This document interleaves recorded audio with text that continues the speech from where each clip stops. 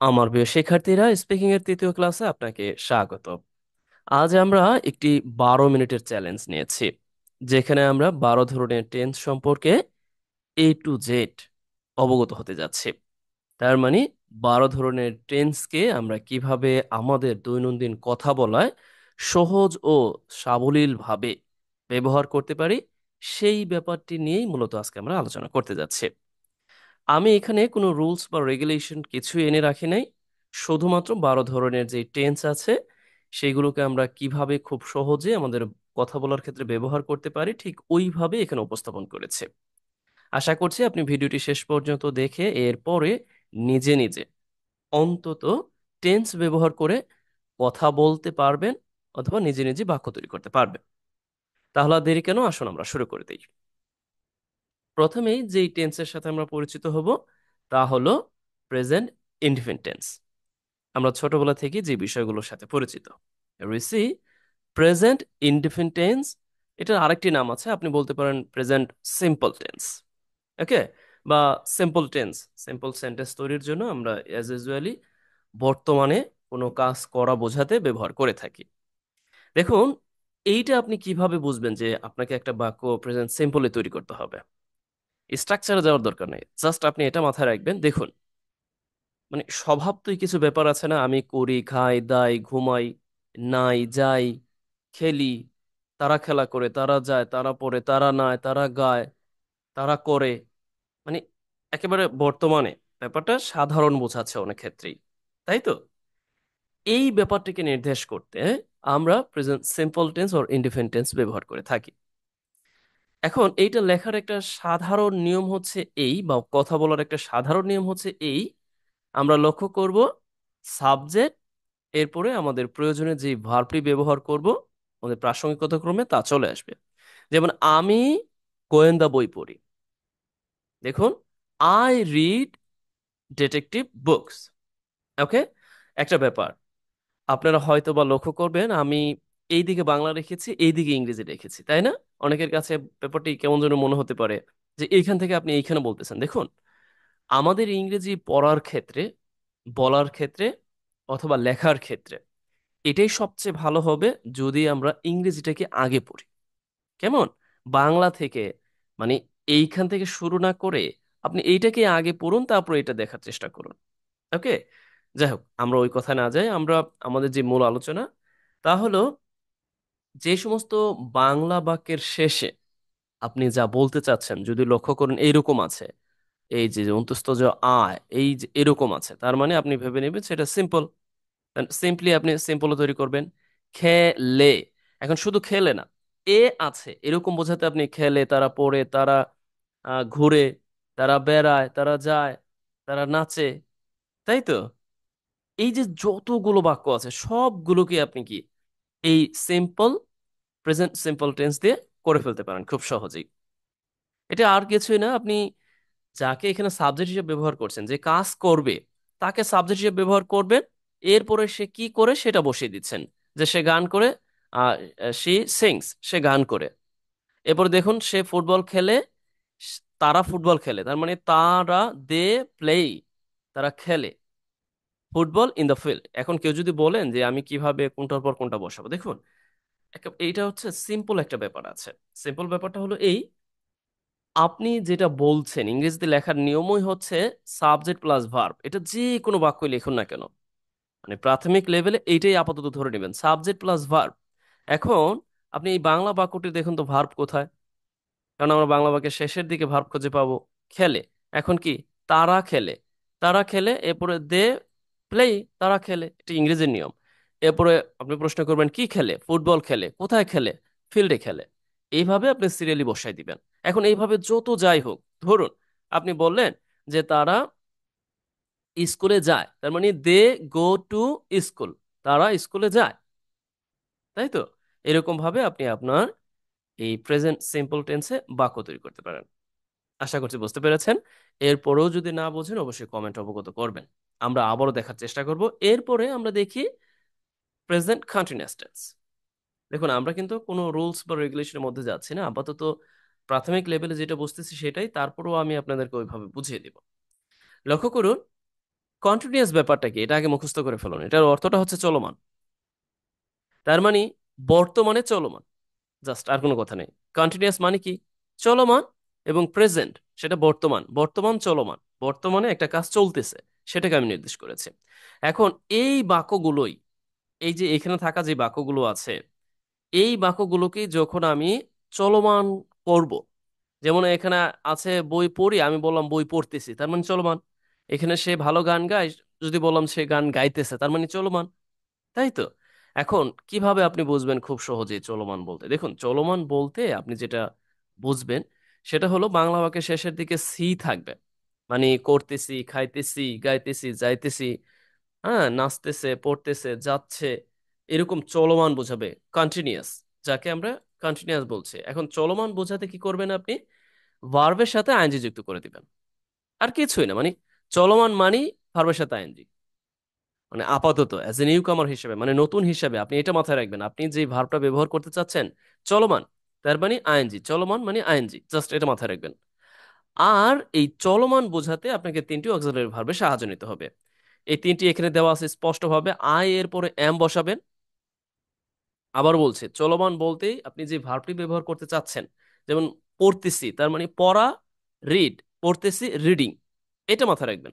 এখন এইটাকে বোঝানোর জন্য আপনাকে অক্সিলারি ভার্বের সাহায্য নিতে হবে। আই এর পরে এম বসবে, এই যে লক্ষ্য করুন, এম। আর থার্ড পার্সন হলে ইজ বসবে। আর প্লুরাল হলে আর বসবে। জাস্ট এইটাকে একটু মাথায় রাখবেন। এই তিনটাই হচ্ছে কি, এই তিনটাকে আপনি বলতে পারেন অক্সিলারি অর্থাৎ সাহায্যকারী ভাব। কেমন? এখন আপনি কি করবেন, যেমন আমি পড়তেছি, আই এম রিডিং, আমি যাইতেছি, আই এম গোয়িং, আমি নাচতেছি, আই এম ড্যান্সিং, হ্যাঁ, আমি পড়াচ্ছি, আই এম টিচিং, আমি শিখতেছি, আই এম লার্নিং। আপনি এইভাবে বলুন। এরপর দেখুন সি, আপনার মূল কাজ থাকবে আপনি এভাবে বলবেন, সে কি মূলত রান্না করতেছে, বলেন শি ইজ কুকিং, সে রান্না করতেছে। সে খেলতেছে, she is playing, he is playing. তারপরে যদি একটি নির্দেশ করে, the boy is playing, the boy is, এভাবে বলবেন যে যেহেতু থার্ড পার্সন সিঙ্গুলার সাবজেক্ট, তার মানে একটি বোঝাতে আপনি ইজ ব্যবহার করবেন। আবারও এটা বলবেন যে যখন প্লুরাল হবে, যে দে আর প্লেইং, তারা খেলতেছে, দে আর সিঙ্গিং, তারা গাইতেছে, দে আর গোয়িং, তারা যাইতেছে। এরপরে যে এক্সটেনশন আছে সেটা বসাই দিবেন। এটা তো আপনি আস্তে আস্তে এটার সাথে আপনি সম্পৃক্ত হয়ে যাবেন। কেমন? এখানে আপনার রুলস রেগুলেশনের প্রসঙ্গই দরকার নাই, তো আপনি তো দেখতেই পাচ্ছেন কন্টিনিউয়াস মানেই আইএনজি যুক্ত করবেন, জাস্ট, আর কোনো কথা নেই। আর অক্সিলারি ভার্ব হিসেবে এই তিনটাই, আর তো ব্যবহার হবে না। ওকে, আশা করছি বুঝতে পেরেছেন। এরপর দেখুন, এই যে সে চিঠি লিখতেছে, he is writing a letter. তারপরে আমরা রোমাঞ্চকর মুভি দেখছি, উই আর ওয়াচিং। যেহেতু প্লুরাল এই জন্য আর হবে, মানে এক কথায় প্লুরাল হলে সাবজেক্ট প্লুরাল, তার মানে হচ্ছে ভার্বটা আর। সাবজেক্ট সিঙ্গুলার, তার মানে ভার্বটা হচ্ছে ইজ। আর সাবজেক্ট আই হলে ভার্বটা এম। এইটা মানে অক্সিলারি ভার্ব, এইটা তাহলেই হবে। ওকে, নেক্সট উই সি। এরপর আমরা লক্ষ্য করি প্রেজেন্ট পারফেক্ট টেন্স। এটা নিয়ে অনেকের সে থাকতে পারে হয়তোবা। সি, এইটা হচ্ছে আপনি মাথায় রাখবেন। ও, আমি এখানে একটু বোঝাই দিচ্ছি, এখানে পড়ছি তার মানে চলমান, আপনি কিন্তু এটাও বলতে পারেন, আমি যদিও লিখে দিইনি, মানে পড়তেছি, একই কিন্তু কথা, পড়তেছি। এরপর দেখুন, সে করছে, রান্না করছে, তার মানে কি, সে রান্না করতেছে। বুঝতে পারছেন? এইটা আমরা একটু মাথায় রাখবো। ওকে, নেক্সট উই সি। আমরা প্রেজেন্ট পারফেক্ট টেন্সটা দেখার চেষ্টা করি। প্রেজেন্ট পারফেক্ট টেন্সটা হচ্ছে এই, মানে একটা কাজ আপনি করেছেন, জাস্ট হয়েছে, আর কিছু বুঝতে হবে না আপাতত দৃষ্টিতে। এখন এটা সহজভাবে বোঝার জন্য আপনি যেটা করবেন, যেমন দেখুন, আমি কাজটি শেষ করেছি। লক্ষ্য করুন, আমরা সিম্পলি এখানে একটু বোঝার চেষ্টা করি যে আমি কাজটি শেষ করেছি। তার মানে যে সমস্ত বাংলা বাক্যের শেষে আপনি এই রকম দেখবেন, এছি, এছি, এছে, এছি, এসে, আর কোনো কথা নেই, এসি, এসে, এটা লক্ষ্য করুন, করেছি, আর হচ্ছে করেছে। আর এই দেখুন, খেলেছে, তার মানে এছে আর এ ছি, এইটা থাকলেই আপনি বুঝবেন সেটা হচ্ছে প্রেজেন্ট পারফেক্টে বলতে হবে। এখন আপনি লক্ষ্য করুন, যখন লক্ষ্য করবেন যে আমি আমার বাড়ির কাজ শেষ করেছি, তার মানে আই হ্যাভ ফিনিশড। এখন এই ক্ষেত্রে হচ্ছে ব্যাপারটা হচ্ছে হ্যাভ অথবা হ্যাজ হবে। সাবজেক্ট যখন প্লুরাল হবে তখন হচ্ছে হ্যাভ, আর সাবজেক্ট যখন সিঙ্গুলার হবে তখন হচ্ছে হ্যাজ। এরপরে ভার্ব যে ব্যবহার করবেন, মানে শেষ করা, এই ভার্বটা হবে সব সময় কি, ভার্বের পার্টস পার্টিসিপল ফর্ম, মানে যেটাকে আমরা থ্রি ফর্ম বলে থাকি, এটা আমরা মোটামুটি পরিচিত। ওকে, একটা ব্যাপার লক্ষ্য করুন, আমি আমার বাড়ির কাজ শেষ করেছি। এখন আমি যদি বলি আমি গান গেয়েছি, তার মানে কি গেয়েছি, এছি আছে। আবার আমি বললাম আমি ফুটবল খেলেছি, আমি সেখানে গিয়েছি। যখন এইরকম ছি দেখবেন, এ সি, এ সে, যেমন সে রান্না করেছে, সে খাবার খেয়েছে, সে স্কুলে গিয়েছে। যখন এ ছে থাকবে তার মানে কি সবগুলো এই স্ট্রাকচার করবেন। জাস্ট এটা একটু ফলো করুন। এই দেখুন, সাবজেক্ট প্লুরাল, এই হ্যাভ ব্যবহার হয়েছে। তার মানে আপনাকে মাথায় রাখতে হবে যে আহ, তবে আয়ের ক্ষেত্রে ব্যতিক্রম, আয় যখন হচ্ছে তখন কিন্তু আবার হ্যাভ হচ্ছে, ওকে। আর অন্য সব ক্ষেত্রে যখন থার্ড পারসন সিঙ্গুলার নাম্বার, তাহলে আমাদের এই ভার্বটি ব্যবহার করতে হবে সিঙ্গুলার, আর যখন এটা দেখতেছি প্লুরাল তখন ভার্বটি প্লুরাল। এটা জাস্ট আমার মাথায় রাখবো। তার মানে এসি, এসে এরকম যদি থাকে তাহলে প্রেজেন্ট পারফেক্ট টেন্স। নেক্সট হইছি প্রেজেন্ট পারফেক্ট কন্টিনিউয়াস টেন্স। এটা কিন্তু আমার আপনার প্রয়োজনে অনেক বেশি দরকার হতে পারে, ওকে। এই ব্যাপারটা হচ্ছে জাস্ট আমি আপনাকে এটার অর্থটা বোঝাই, আর কিছু লাগবে না। কন্টিনিউয়াস তার মানে কি, একটা ব্যাপার লক্ষ্য করুন, চলমান। এরপরে দেখুন আবার পারফেক্ট, এটার মানেটা কি? পারফেক্ট কিন্তু ইতিমধ্যে আমরা দেখেছি, এটা হচ্ছে পারফেক্ট টেন্স, এর মানে হচ্ছে শেষ হয়েছে। আর এইটা হচ্ছে পারফেক্ট কন্টিনিউয়াস, কন্টিনিউয়াস মানে চলমান। তার মানে পারফেক্ট মানে কি, ব্যাপারটা হচ্ছে পারফেক্ট বলতে আমরা এখানে অতীত ধরে নিয়ে বলতে পারি, অতীতে শুরু হয়েছে এখনো চলমান, আর কোনো কথা নেই। অতীতে শুরু হয়েছে এখনো চলমান।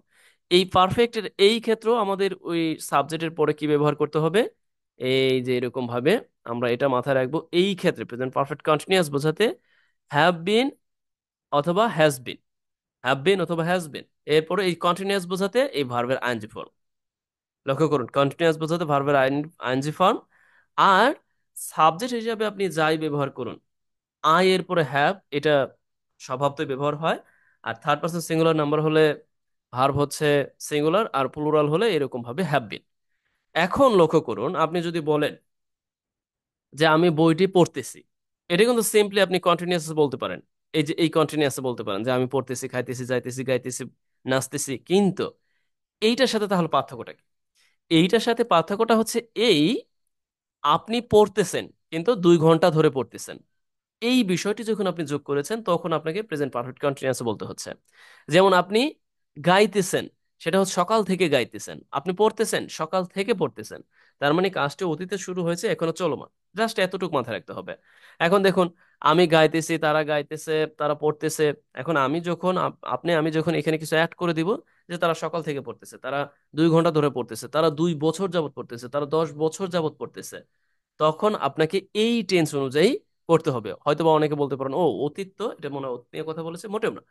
এইটা আমাদের মাথায় রাখতে হবে যে যখন আপনাকে এইরকম সময় নির্দেশ করা থাকবে, তার মানে কাজটা এখনো চলমান, সেই ক্ষেত্রে আপনাকে প্রেজেন্ট পারফেক্ট কন্টিনিউয়াস টেন্সে করতে হবে। কেমন? যেমন ধরুন, সে 3 বছর ধরে একটি উপন্যাস লিখছে। তার মানে he has been writing a novel for 3 years. এখন এখানে একটা পার্থক্য আছে, পার্থক্যটা হচ্ছে এই, এটা না দেখাই দিলেই নয়। যখন আপনি দেখবেন কোনো বাক্যের মধ্যে ধরে অর্থ দিতে হচ্ছে, ধরে বা যাবত, তখন আপনি এই সময়টির পূর্বে ব্যবহার করবেন ফর। আর যখন আপনি লক্ষ্য করবেন যে থেকে বা হতে অর্থ দিচ্ছে, তখন আপনি ব্যবহার করবেন সিন্স। এটা শুধুমাত্র কি প্রেজেন্ট পারফেক্ট কন্টিনিউয়াস টেন্সের ক্ষেত্রে এই প্রিপোজিশনের ব্যবহারটা, বিশেষ করে এই ফর এবং সিন্স যুক্ত করে এখানে অ্যাডভার্বিয়াল ফ্রেজ আমরা সাধারণত তৈরি করে থাকি।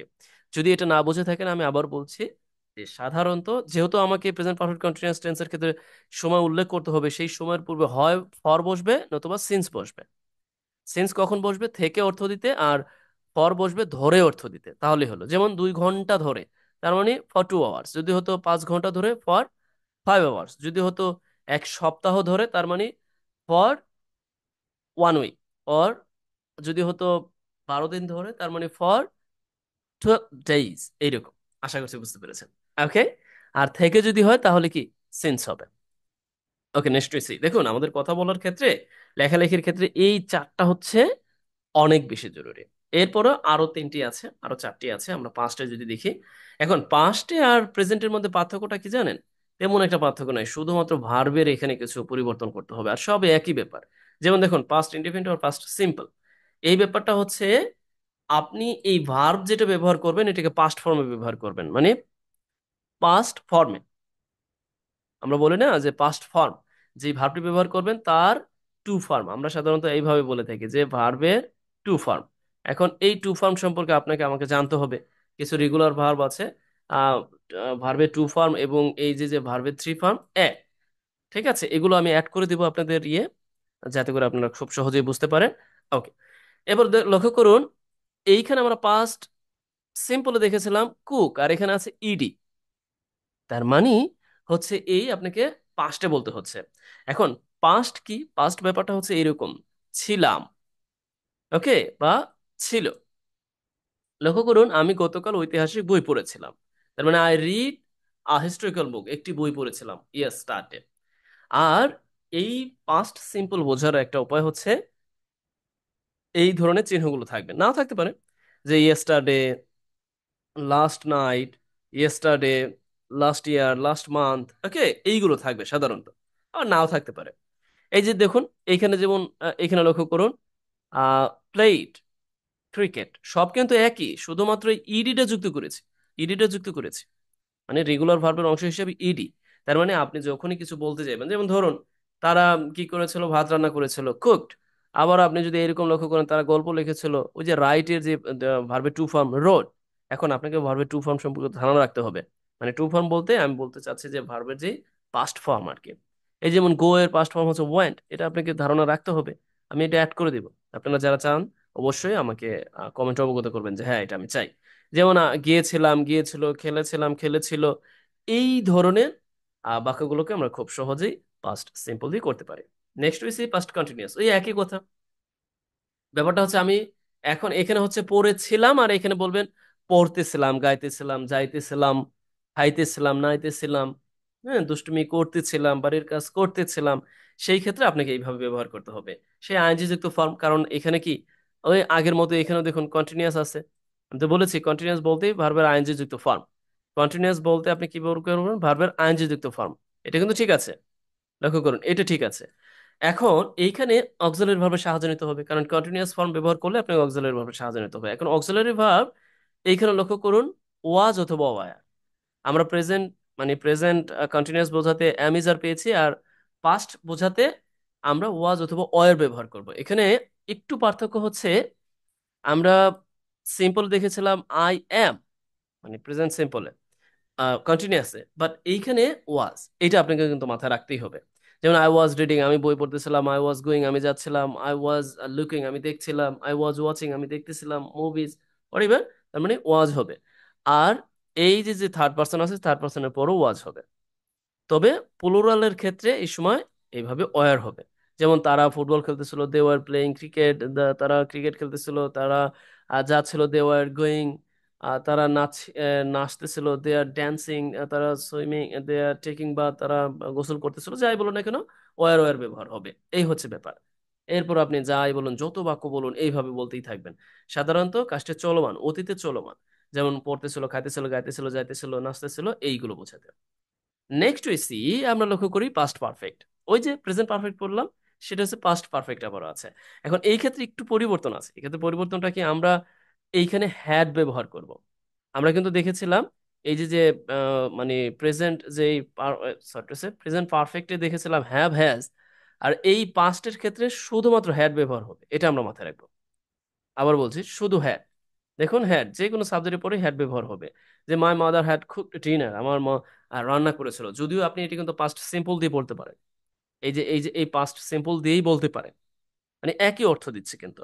কিন্তু এই পাস্ট পারফেক্টের ব্যবহারটা ঠিক তখন আসে, বা তখন আমরা বলি যখন আমরা লক্ষ্য করি যে আরো একটি অংশ আছে, আরো একটি বাক্য আছে, মানে দুইটি কাজ যখন সংগঠিত হয়, সাধারণত আমরা পাস্ট পারফেক্ট ব্যবহার করে থাকি। যেমন ধরুন আমি বললাম যে আমি আমার কাজটি শেষ করেছিলাম, এরপর আমি এখানে একটু অংশ যোগ করে দিলাম যে বিফর মাই, যে আমার যে কাজ আছে সেই কাজটি দেওয়ার পূর্বে বা দেওয়ার পরে, যেটা হোক। তার মানে হচ্ছে আপনাকে এই ক্ষেত্রে এই হ্যাড এর ব্যবহারটা লক্ষণীয়। যদি এটা না বুঝতে পারেন আপাতত দৃষ্টিতে, যদি কঠিন মনে হয়, আপনি এক কাজ করতে পারেন। আপাতত লেখালেখির প্রয়োজন এটা অনেক বেশি জরুরি, কিন্তু কথা বলার জন্য আপনি এটা দিয়ে চালিয়ে দিতে পারবেন না। মানে আপাতত দৃষ্টিতে পাস্ট এই সিম্পল দিয়ে চালাতে পারবেন, কেমন? আর এই পাস্ট পারফেক্টের ব্যবহারটা এই, যখন দুটি কাজ চলমান থাকে, যেটা আগে ঘটে সেটা আমরা পাস্ট পারফেক্ট দিয়ে করি, এই সাবজেক্ট প্লাস হ্যাড প্লাস ভার্বের থ্রি ফর্ম, আর অন্যটি করি আমরা পাস্ট সিম্পলে। ওকে, আপাতত এটা থাকুক। আমরা পরবর্তী দেখার চেষ্টা করি। ওকে, পাস্ট পারফেক্ট কন্টিনিউয়াস ওই একই কথা, এখানে হ্যাড বিন আবারও আইএনজি যুক্ত ফর্ম, এই কন্টিনিউয়াস বোঝাতে আইএনজি যুক্ত ফর্ম, কন্টিনিউয়াস বোঝাতে আইএনজি যুক্ত ফর্ম, আর পারফেক্ট বোঝাতে পাস্ট পারফেক্ট বোঝাতে হ্যাড বিন সব যে কোনো সাবজেক্টের উপর হ্যাজ বিন। এই ব্যাপারটা হচ্ছে অতীতে কোনো কাজ আপনি করতেছিলেন, যে হয় না যে আপনি বললেন যে আমি 2 ঘন্টা ধরে কাজটি করতেছিলাম, 5 ঘন্টা ধরে কাজটি করতেছিলাম, আমি 5 ঘন্টা ধরে খেলতেছিলাম, 2 ঘন্টা ধরে খেলতেছিলাম, ওকে, বা আমি সকাল থেকে পড়তেছিলাম, মানে অতীতে কোনো গল্প বলতে গেলেন, এটি কিন্তু অনেক বেশি প্রয়োজন হয়। সেই ক্ষেত্রে আপনি কি করবেন, এইভাবে হ্যাড বিন ব্যবহার করবেন, had been. Okay, had been এরপরে ভার্বের আইনজি যুক্ত ফর্মে, দেখুন সে রান্না করতেছিল, সে 3টা থেকে পড়তেছিল, সে একটি গল্প লিখতেছিল, এরকম বোঝাতে আমরা দেখতে পাচ্ছি যে হ্যাড বিন ভার্বের সাথে আইনজি যুক্ত। মানে ব্যাপারটা হচ্ছে এইখানেও কিন্তু আপনার সময় উল্লেখ থাকবে, নতুবা কিন্তু হচ্ছে না। আমরা ওই যে প্রেজেন্ট পারফেক্টে যেমন প্রেজেন্ট পারফেক্ট কন্টিনিউয়াসে দেখলাম, এইরকম ভাবে পাস্ট পারফেক্ট কন্টিনিউয়াসের সময় উল্লেখ থাকবে। নেক্সট উই সি, আমরা ফিউচার সিম্পল দেখার চেষ্টা করি। ফিউচার সিম্পল খুবই সহজ, আমরা as a modal auxiliary verb হিসেবে উইলকে ব্যবহার করে থাকি। উইল ব্যবহার হবে, যে কোনো সাবজেক্ট হোক না কেন উইল ব্যবহার হবে, এরপরে ভার্বের ওয়ান ফর্ম। যেমন আমি বই পড়বো, আই উইল রিড বুক। আমি স্কুলে যাবো, I will go to school. মানে উইল হবে, এরপরে আপনার ভার্বটা বসাই দেবেন, জাস্ট হয়ে গেল। আমি কাবাডি খেলবো, আই উইল প্লে কাবাডি। আমি নোট নিবো, I will take note, or he will take note. যে কোনো সাবজেক্ট হোক না কেন উইল ব্যবহার হবে। তার মানে এটাকে যদি সহজভাবে বুঝতে চান তাহলে ব থাকবে, ব অথবা বে থাকবে, বাক্যের শেষে ব অথবা বে থাকবে। লক্ষ্য করুন, ব অথবা বে, সেগুলোকে আপনারা কি করবেন, এই প্রেজেন্ট ফিউচার সিম্পলে লিখবেন, আর কোনো কথা নেই। যে তারা কাবাডি খেলবে, উইল প্লে কাবাডি। তার মানে এইরকম ভাবে আপনি যত যা পারেন এইভাবে তৈরি করে দিতে পারবেন, আপনার কাজ হচ্ছে এটি দিয়ে বাক্য তৈরি করা। Next we see future continuous. Okay, দেখুন এখন আমি কিন্তু বলছি কন্টিনিউয়াস মানে ভার্বের সাথে আইএনজি যুক্ত, তার মানে এখানে ভার্বের সাথে আইএনজি যুক্ত হবে। বড় বড় না আবারও আইএনজি যুক্ত হলো, যে হ্যাঁ আমি একটি বই পড়তে থাকবো, অর্থটা হবে এরকম, পড়তে থাকবো, যদিও একটু কম ব্যবহার করি অপেক্ষাকৃত, আমরা কথা বলার ক্ষেত্রে তেমন একটা ব্যবহার করা হয় না, তবে আপনি করতে পারেন। ওকে, যেমন আমি পড়তে থাকবো, আমি খেলতে, হ্যাঁ ইয়েস, আমি আমি তো খেলতে থাকবো, আমি তো পড়তে থাকবো, আমি তো যাইতে থাকবো, সেই অর্থ বোঝাতে আপনি এরকম ব্যবহার করতে পারেন। তবে এখানে শুধুমাত্র আপনাকে বিটা যুক্ত করে দিতে হবে, বি। দেখুন, আমি রান্না করতে থাকবো, সে রান্না করতে থাকবে, তারা খেলতে থাকবে, তারা গল্প লিখতে থাকবে, শুধুমাত্র বিটা যোগ করে দিতে হবে, দেওয়া হচ্ছে। কেমন, আশা করছি বুঝতে পেরেছেন। নেক্সট উই সি, আমরা লক্ষ্য করি ফিউচার পারফেক্ট। ওকে, ওই যে বড় বড় ন্যায়, যেমন আমরা প্রেজেন্ট পারফেক্ট দেখলাম, পাস্ট পারফেক্ট দেখলাম, এখন ফিউচার পারফেক্ট। ফিউচার পারফেক্টের ব্যাপারটা একটু ভিন্ন। আমরা এখানে লক্ষ্য করি উইল ব্যবহার হয়েছে, এরপরে হ্যাভ, এরপরে ভার্বের থ্রি ফর্ম। তার মানে আমরা পারফেক্ট বলতেই হয় হ্যাভ, হ্যাজ, হ্যাড, এটা থাকবেই। এখন ফিউচার বোঝাতে আমরা কি জানি, ফিউচার বোঝাতে এখানে হচ্ছে উইল, আর পারফেক্ট বোঝাতে হ্যাভ অথবা হ্যাজ। না, সরি টু সে, এখানে হ্যাজ এর কোনো কাজ নাই, এটা শুধুমাত্র হ্যাভ দিয়ে তৈরি হবে, এটা আমরা একটু মাথায় রাখবো, শুধুমাত্র হ্যাভ। ঠিক আছে, যেমন আই উইল হ্যাভ ফিনিশড, আমি কাজটি করে ফেলবো। হয় না, অনেক সময় আমরা বলি না যে আমি কাজটি এই সময়ের মধ্যে করে ফেলবো, মানে হ্যাঁ এই সময়ের মধ্যে করে ফেলবো, এই সময়ের মধ্যে করে ফেলবো, আমি রান্না করে ফেলবো, আমি সেখানে পৌঁছে থাকবো। হ্যাঁ সে তিনি আমি কলম দিয়ে আমি কলম দিয়ে লিখে ফেলবো, আমি বাজারে গিয়ে থাকবো, এরকম নির্দেশ করতে আমরা উইল হ্যাভ ব্যবহার করে ভার্বের থ্রি ফর্ম ব্যবহার করে দিতে পারি। এখানে আছে, একটু দেখে নেবেন। নেক্সট হইছে ফিউচার পারফেক্ট কন্টিনিউয়াস। এটা ওই যে দেখুন, আবার কন্টিনিউয়াস মানে কি, আবারও আইনজি যুক্ত ফর্ম আছেই, আবার একটি সময় আছে। তার মানে হচ্ছে যে কাজটি শুরু হবে, শুরু হয়ে চলতে থাকবে, যেমন সেই ক্ষেত্রে আপনি আবার বিন যুক্ত করে দিবেন, তখন কিন্তু আবার বিন চলে আসতেছে, যে I will have been reading. তার মানে হচ্ছে যখন একটি কাজ শুরু হয়ে চলতে থাকবে সেই ক্ষেত্রে বিন রিডিং হবে, আর কোনো কথা নেই, have been reading, have been reading. ঠিক আছে, আর বিশেষ করে ফিউচার পারফেক্ট কন্টিনিউয়াস টেন্সের ক্ষেত্রে, যে I will have been reading, 2 ঘন্টা ধরে পড়তে থাকবো, আমি সকাল থেকে সেখানে পড়তে থাকবো, আমি সকাল থেকে খেলতে থাকবো, এই ব্যাপারগুলোকে নির্দেশ করতে আপনি ফিউচার পারফেক্ট কন্টিনিউয়াস টেন্স ব্যবহার করতে পারেন। এই হলো আমাদের 12 রকমের টেন্স। এখন এইগুলোকে আমরা কি করতে পারি, আরো ইন ডিটেলস আস্তে আস্তে আমরা পরবর্তী ভিডিওগুলোতে আরো দেখার চেষ্টা করব, কারণ আমরা তো টেন্স ছাড়া তো আর ইংরেজি বাক্য বলতে পারবো না। মানে পারবো ঠিক আছে, কিছু কিছু আছে ছাড়া, কিন্তু আমাদের বেসিক ধারণা তো এখানেই, এটা থেকে দেখে নিতে হবে, তাই তো। এই অংশ হিসেবে আমরা পরবর্তী ভিডিওগুলোতে ধারাবাহিকভাবে, যেমন আমাদের এই পর্যন্ত আমরা দ্বিতীয় ক্লাসে দেখেছিলাম, এরপরে আমরা পাস্ট পারফেক্ট, পাস্ট সিম্পল আরো ইন ডিটেলস কিভাবে পাওয়া যায় সেই ব্যাপারে অবগত হব। তাহলে আজ এই পর্যন্তই। অবশ্যই অবশ্যই এগুলো নোট করবেন, আর আমি এই পিডিএফটি দিয়ে দিব। এই জন্য আপনাকে কমেন্ট করে অবগত করতে হবে যে আপনি পিডিএফটি নিতে আগ্রহী। অবশ্যই অবশ্যই বেশি বেশি লাইক কমেন্ট শেয়ারদের সঙ্গে থাকবেন। আজ এই পর্যন্তই। ভালো থাকুন, আর পিডিএফটা আমি সরবরাহ করব যদি আপনারা আমাকে অনুরোধ করেন বা আমাকে অবগত করেন। ভালো থাকুন। Best wishes for you.